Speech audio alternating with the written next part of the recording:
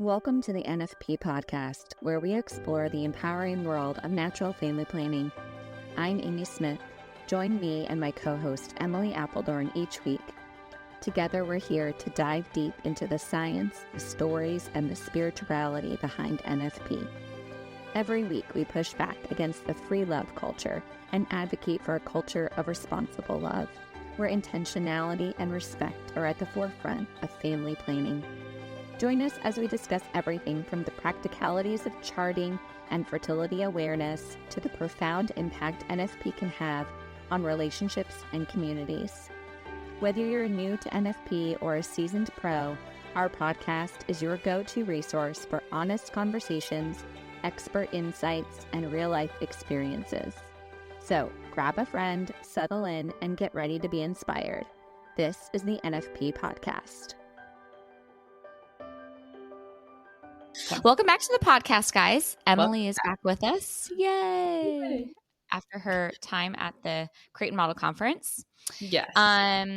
So today we're going to do a chat about sexual expectations. And this is something I know I came across a lot when I was working with couples, is your expectations around frequency of intercourse and in marriage, and what acts of intercourse look like, kind of the parameters, if you will. And I noticed this was a hurdle or a burden or a struggle, all those words, I guess, for couples who were going through some type of a conversion process in particular.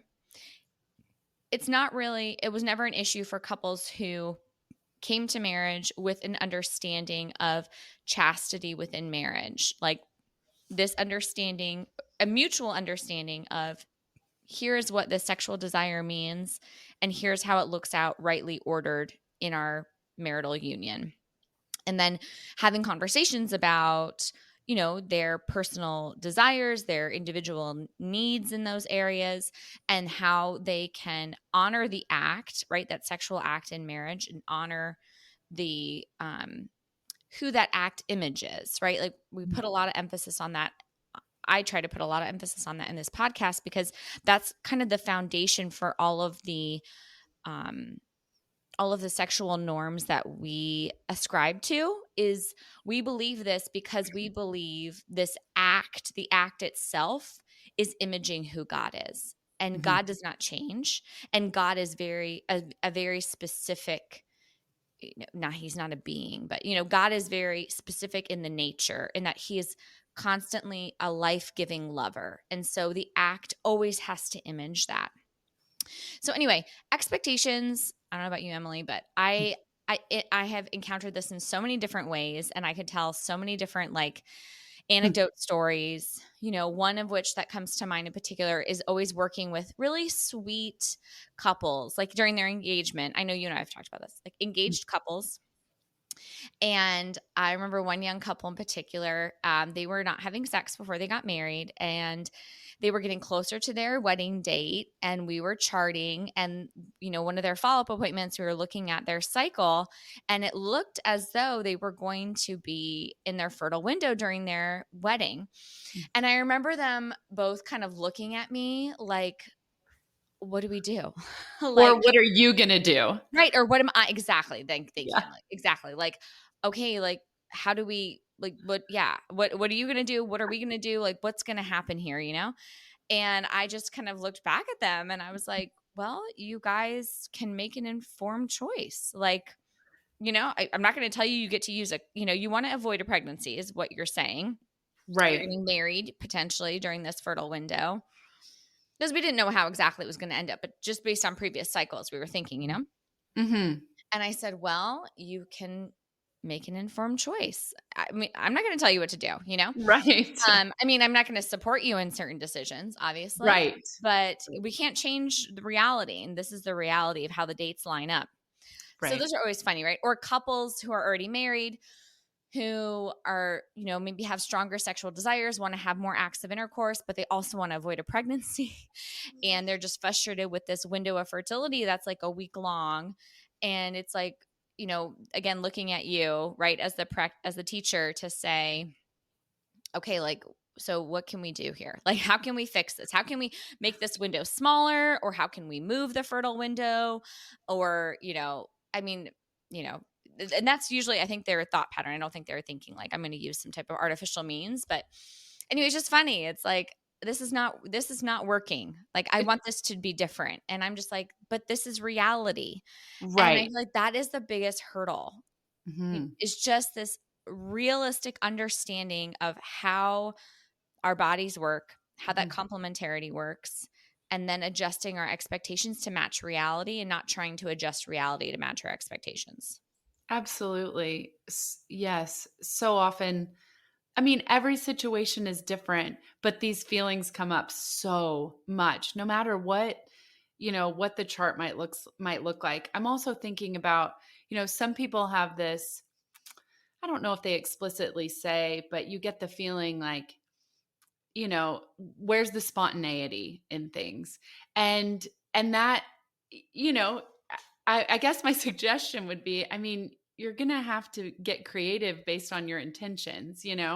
But yeah, there's all these different things that um ideally we'd like to change. But yes, whenever you see it on paper, and this is the beauty also of how we can do all these things that we think we're in control of, but ultimately, I mean, God is in control of our chart in essence, at least in what we're seeing.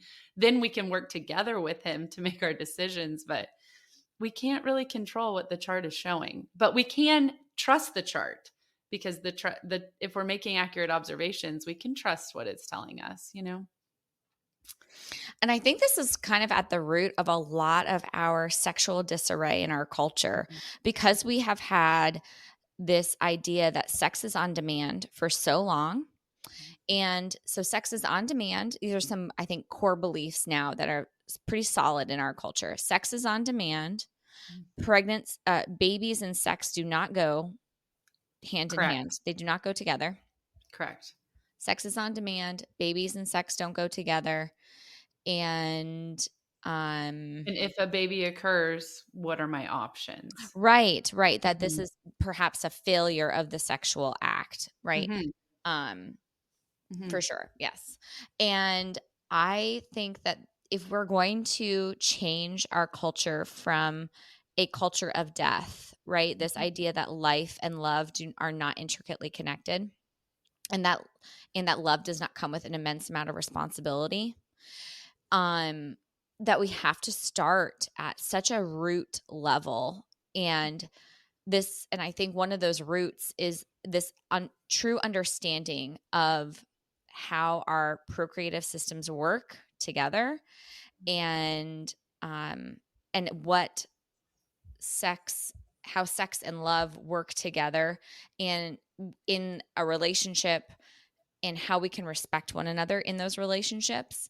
In Mhm. that, to say that sex is on demand is to say this other person is, is for my use. Broadly, that's Mhm. what we're saying, Mhm. um, or kind of not even fully aware of it. We're saying, I'm available for use. Like, we are allowing ourselves to be used. Mhm. And I know that was like, that is a huge vulnerability, like a wound, personal wound based from my Absolutely. journey, right? Of like, when I think back to those times that like I let myself be used, Mhm. oh my gosh, like it hurts so much, just that just lack of disrespect, and like for myself and for this other person as well. But really just like this vulnerability, like this sorrow, that's just Mhm. intense sorrow at that wound. So I feel like this is where, we're learning about our bodies can really be a foray into a wider conversation about sexuality. And I remember when I was teaching the elective at the University of Arkansas, I loved the guys that took the class. I loved them so much, and they sat in the back. And I could just see them get even more excited than most of the girls, because it was something happened when you share this information. It's like this, almost like a puff up of the chest of like, oh, wow. Like there's more to this than just when you call people out of their hedonistic desires and Mhm. you recognize and you say, you have a will here, you have an intellect, like you are not at the mercy of your desire. You are not an animal. You can rationally choose different things. And there's deeper meaning here too, Emily. Like that's the other thing is like there's something so much deeper and richer going on here. And I was not speaking anything, theological, philosophical, nothing about God. We were Right. just talking about science and then having just open conversations about, okay, guys, so if sex was always open to life, right? If sex didn't have these artificial birth control methods attached to it, what would that look like? Because most Mhm. of these kids, like they have no idea what a world without birth control looks like, what sex without birth control looks like. They've got no clue. So to just like kind of go there in like a wondering, curious way, and to think like, so how did the dynamics between man and woman? What does a conversation look like in marriage? Like those were always so fascinating. I would be so interested to hear what they had to say. At the conference, they were talking about something that really struck me was, when the birth control pill came on the market and became widely available in the 60s, they were talking about how it really put women that were interested in being chaste and or in connection with that, getting married, having a family, really, really wanting that family life. And it put them at a disadvantage because now you have this um, contra- this you still had, condoms and stuff. Like I get all that, but now you have this different thing that society's putting so much faith in as a contraception.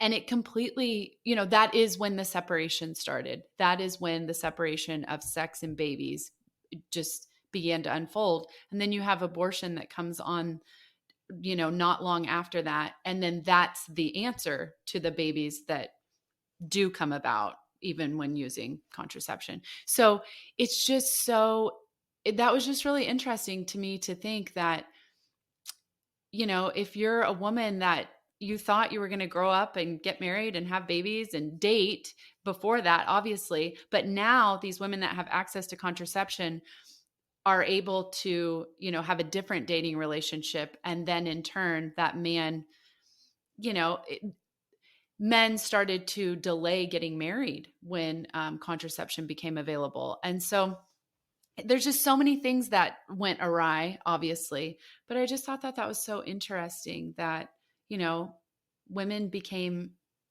there was a disadvantage to those women that actually wanted a family and to get married.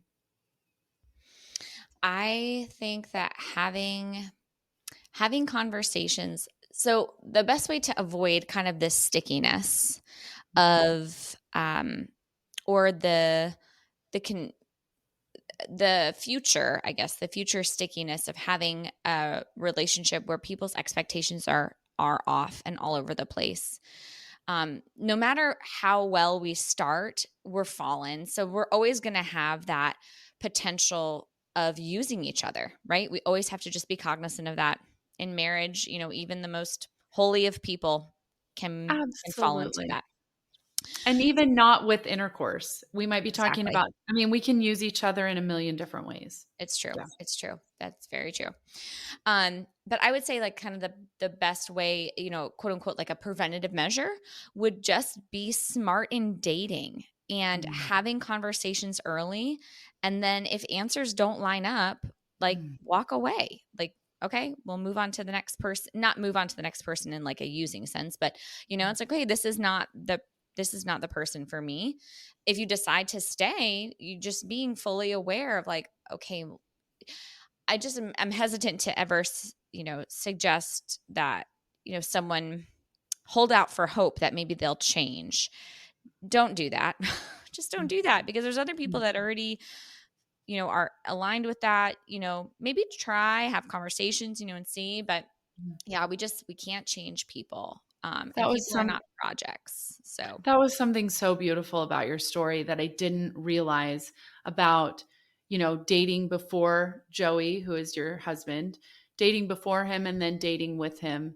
And I just thought that was so beautiful because it's so beautiful, and it also sounds pretty simple as far as these questions that you should have in a dating relationship. But that's not often talked about unless you're getting the um that foundation from, whether it's your parents or you have good friends and your peers are dating the same way as you, or whatever the case may be.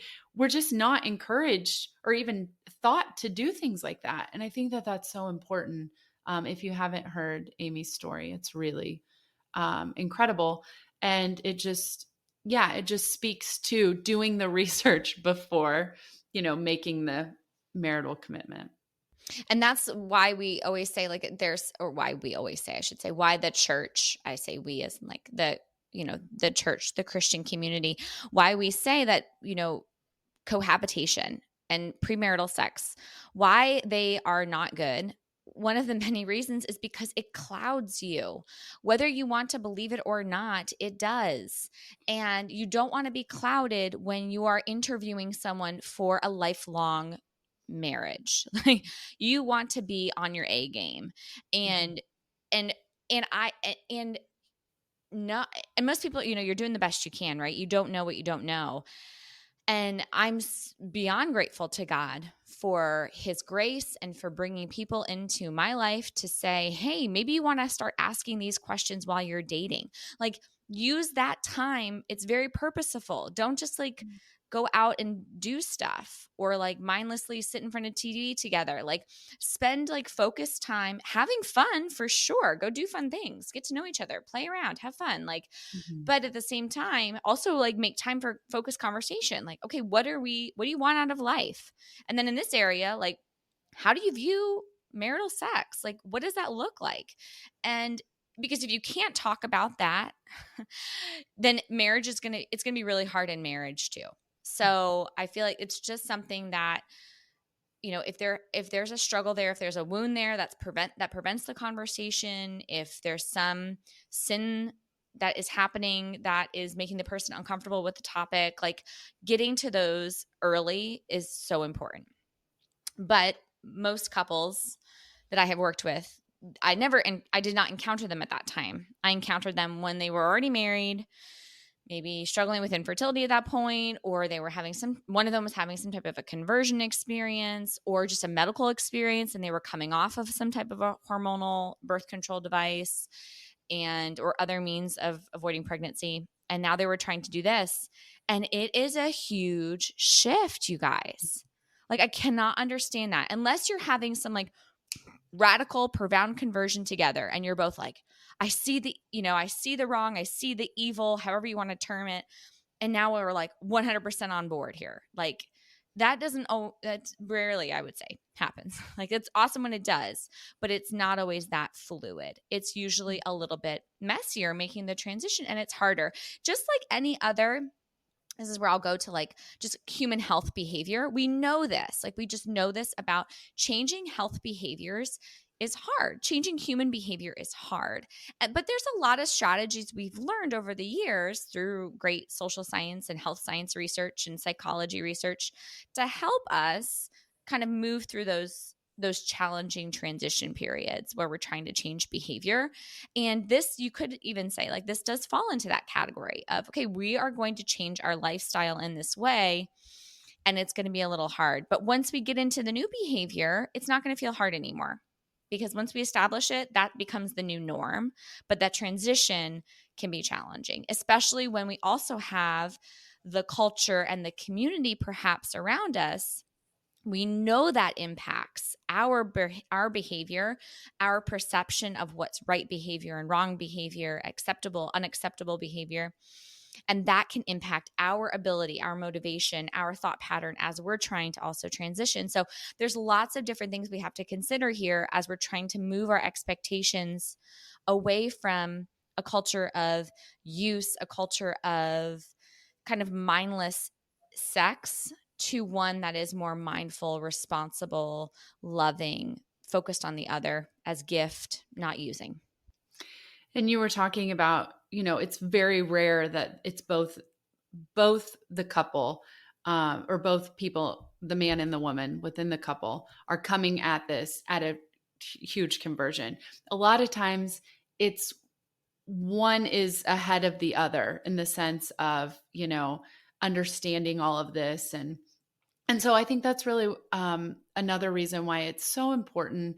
I try to get both the husband and the wife on at the appointments or on the calls for the what we call a follow-up appointment, in order to really have a good understanding of what's going on. And there might not be any dialogue that's really happening with the husband, or coming from the husband rather, but you never know what seeds are being planted just by both of them being there together.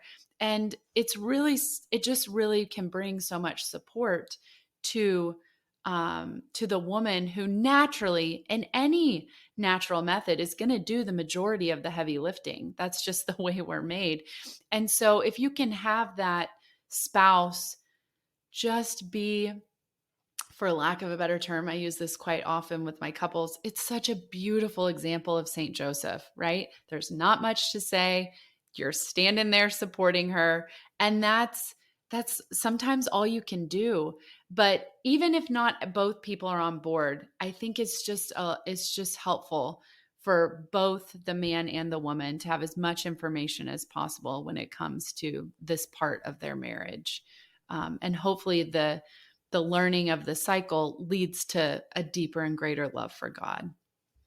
And so what would you say, I guess, let's see, there's a woman and she's in a marriage where she's not wanting to use, she's coming off of birth control, and so the nature of their acts are changing from kind of on demand, not really thinking about it, to having to have more focused conversation about this aspect of their relationship. And they're getting a lot of pushback from their male spouse. And yeah, so kind of what, have you ever experienced that? What would you counsel in that area? How would you counsel her and kind of minister to that couple? Because I think when I was thinking about that, I think whenever I thought about going away on a retreat, so when someone's had a profound spiritual experience, or they are feeling very convicted and changing something, right? This could even be, let's do an example of a diet. Okay, so let's say both in your house you eat a certain way, and then someone has learned new information and they feel very passionate about making a big lifestyle change. And that's going to shift and change the nature of some of the family meals that are made. And the other person, someone else in the family, is pretty perturbed about this decision and this shift, because they don't want to. Like, they like what's happening right now and they don't really want this change, regardless of how much information you throw at them that it's so good for them, and it's, you're going to feel better and you're going to look better, maybe like all these, you're going to move better, all this stuff, you sleep better, et cetera, et cetera. So all these benefits.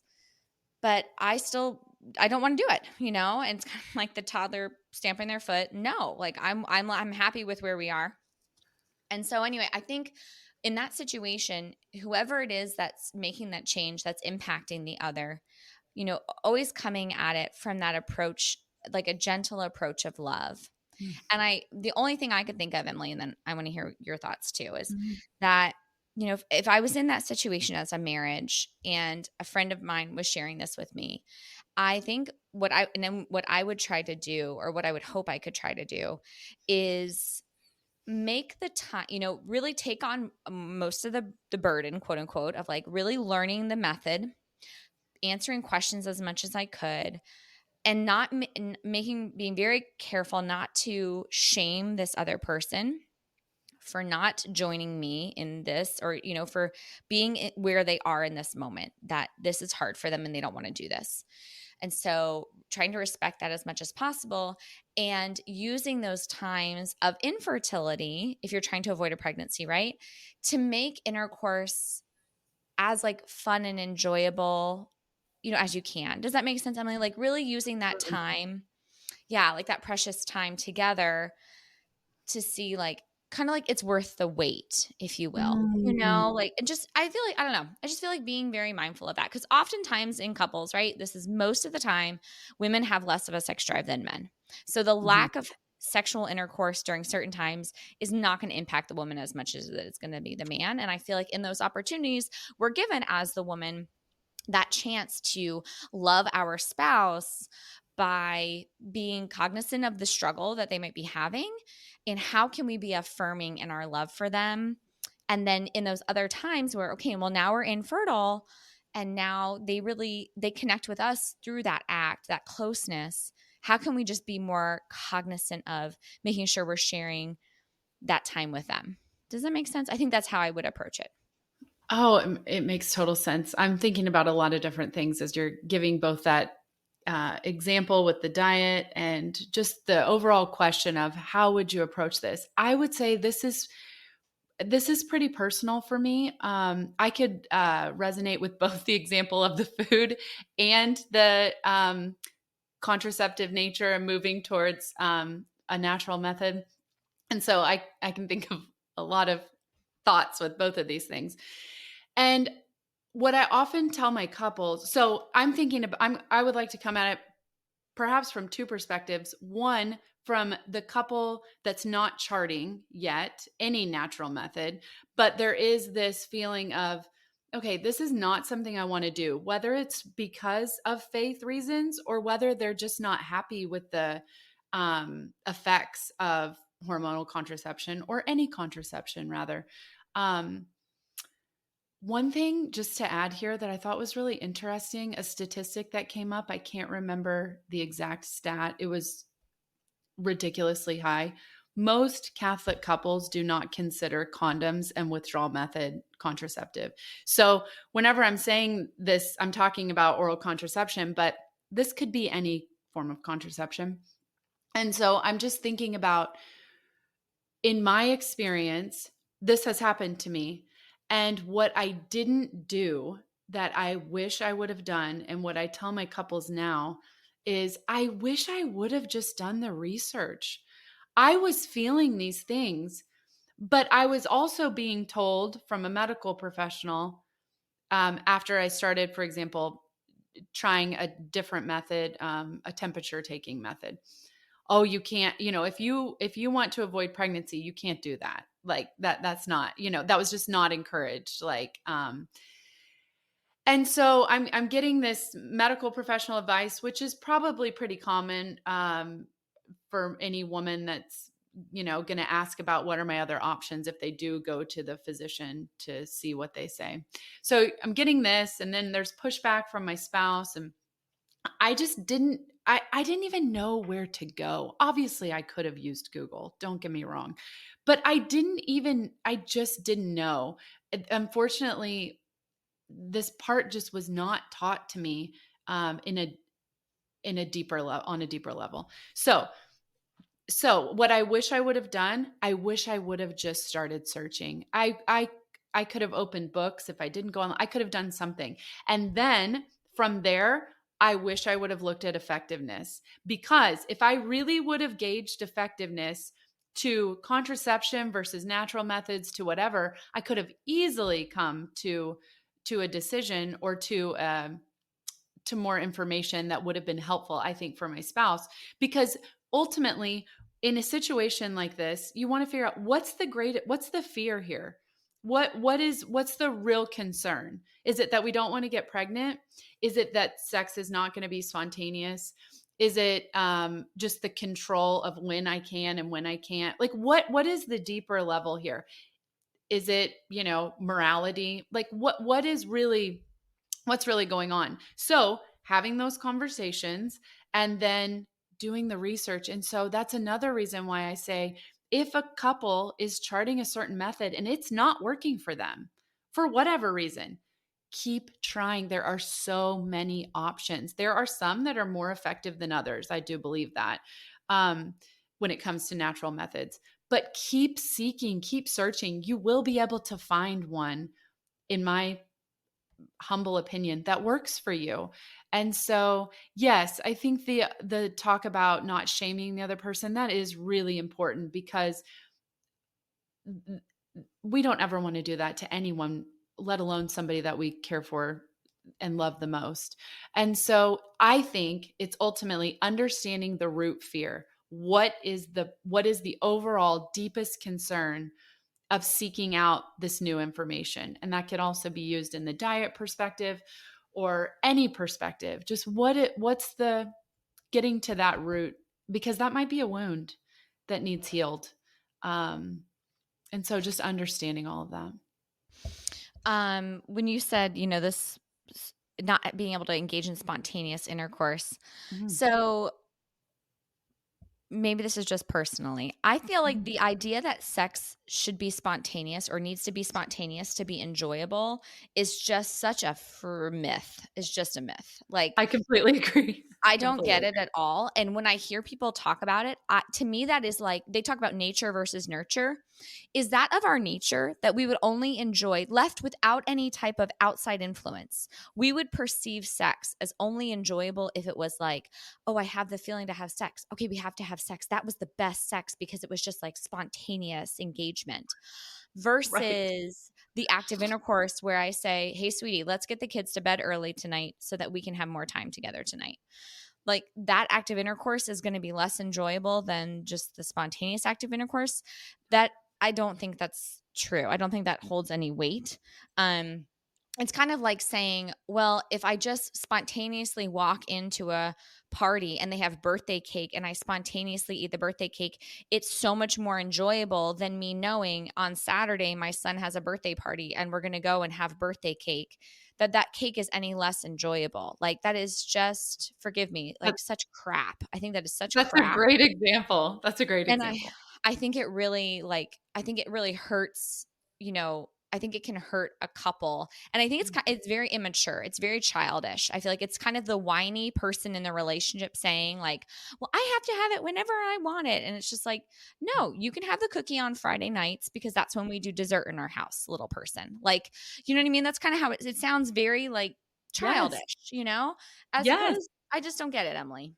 I think it's a social norm that has just become, and it comes back to that use mentality, right? And people aren't thinking about it as using other people, but that's ultimately where it's coming from. It's just this idea that sex is on demand. So, And that idea of like, well, I have this feeling, and so I have to satisfy this feeling. Well, and yeah, remember, we are big advocates on this podcast that you can go a whole lifetime without ever engaging in sexual intercourse, and you can be happy and healthy. It is not absolutely. it is not necessary for human flourishing.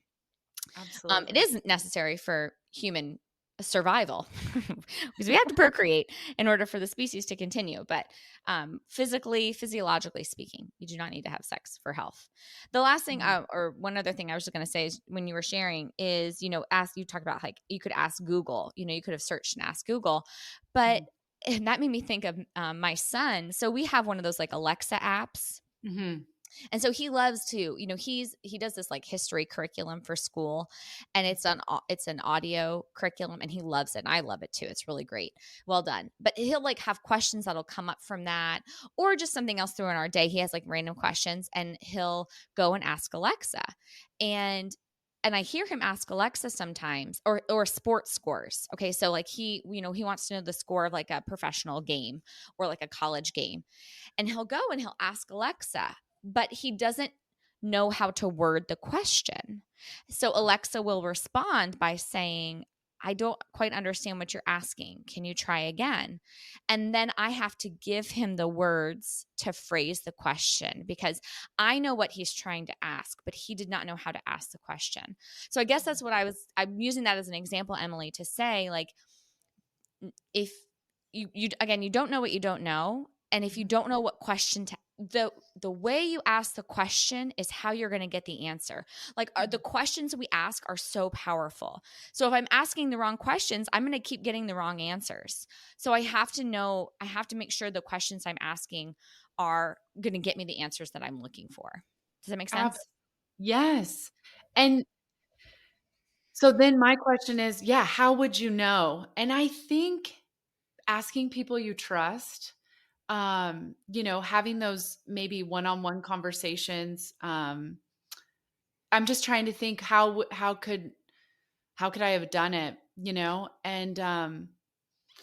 and then who are the people you trust? Because once again, if your peer group is not doing the same things as you, it's there's roadblock after roadblock, right? And Right. that's just Right. naturally gonna Right. happen. And so, yeah, I just think about Well, that's how we keep getting into the cycle of the, one bad, like one thing after another, like generational bad things, right? Because there's just hasn't been a break in it, maybe no new information has ever made its way in. And that's one of the missions of our podcast, is to just put out into the ether, here's maybe another approach. Like, it doesn't have to be done the way that everyone else is doing it. You can do something different, Mhm. and it will be even better. Like, there's better options out there, because that is so my story, Emily, of like how I stayed in such a cruddy life for a while. And I'm so grateful it ended when it did. But it was, I would have these feelings. I would get to these points, these little bottoms, kind of, if you will, where I would question, like, man, is this is good? Like, is this as good as it's gonna get? Like, okay, am I doing something wrong here? Because I'm not, I'm being marketed that this way of doing things is Mhm. going to lead to me feeling happy, fulfilled, in a good relationship, et cetera, et cetera.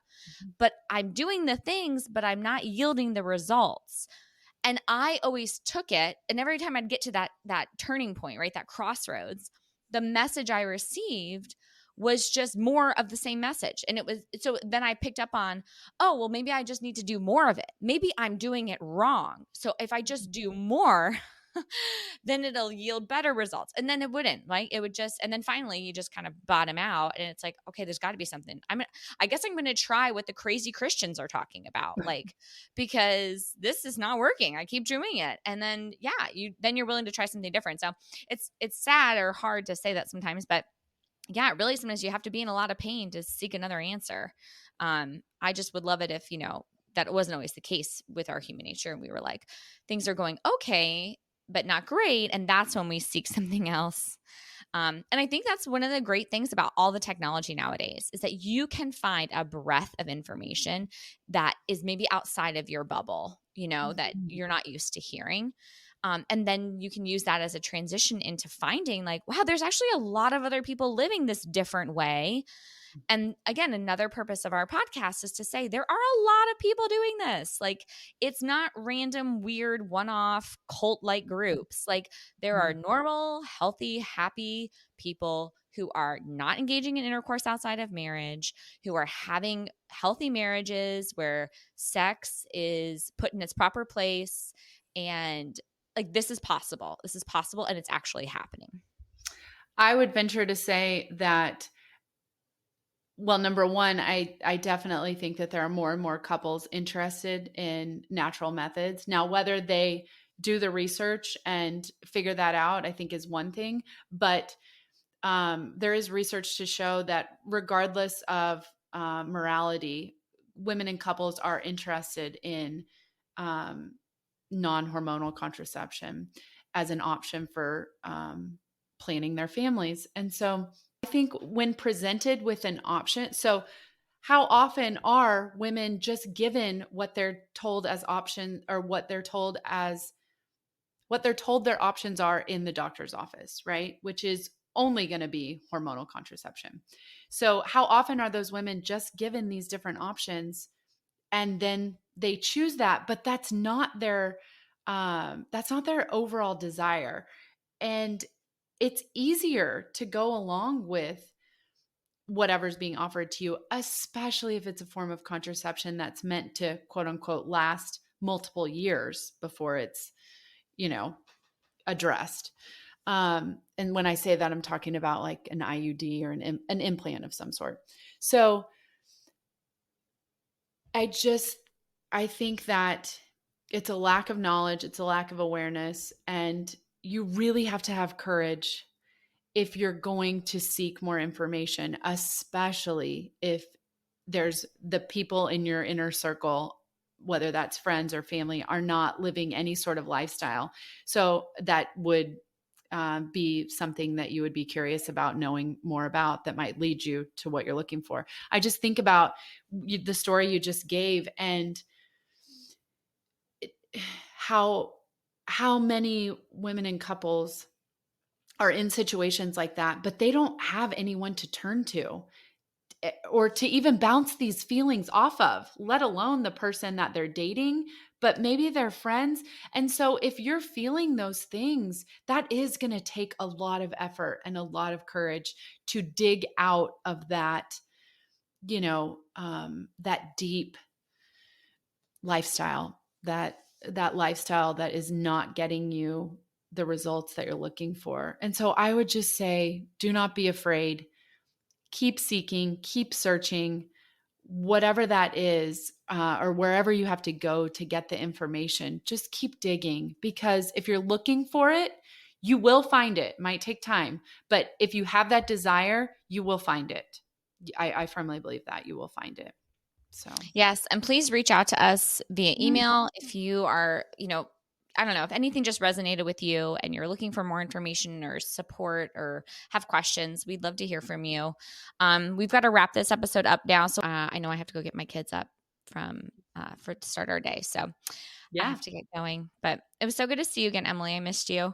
I'm glad you had a good time at the conference. I did. And yeah. And so anyway, we'll come back next week. We'll give you guys another episode and continue this conversation. So bye, Emily. Sounds great. Bye-bye. That wraps up another episode of the NFP Podcast. Thank you so much for joining us today. We hope you found our discussion enlightening and empowering. Don't forget to subscribe so you never miss an episode. We'd love to hear from you. Please connect with us by sending us an email with your questions and stories to thenfpshow@gmail.com. We'll be back next week with more insights, tips, and heartfelt conversations about natural family planning. Until then, love responsibly.